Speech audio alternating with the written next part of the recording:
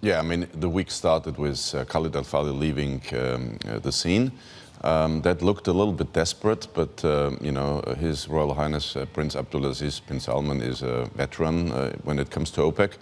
So most experts look at this and say, well, you know, there won't be too much of a change. There is a lot of trust in his abilities, and he is very familiar with OPEC. So we would argue that that's a good one. At least it's not going to change too much. Of course, the question is, can OPEC do more? Yeah? OPEC plus. And that's something that will need to be looked at, not for right now, but for next year. Next year, OPEC plus will need to cut at least 1 million barrels more, if not 1.2.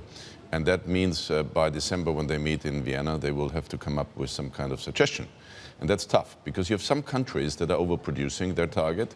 And that now then comes, you know, who is going to, you know, allow that? You know, are you exercising pressure on them? So you would expect that, you know, a lot of focus will be on Iraq, because they have been a little bit an outlier there. Iran is interesting because we see John Bolton being removed. I think that definitely eases tensions. He has been, you know, a critical factor in the escalation scenarios. Yeah, Dan has a question for you out in Abu Dhabi. Johannes, you say that these producers need to cut by 1 million barrels more. Who's going to shoulder the burden of responsibility for those cuts? Is it going to be Saudi Arabia?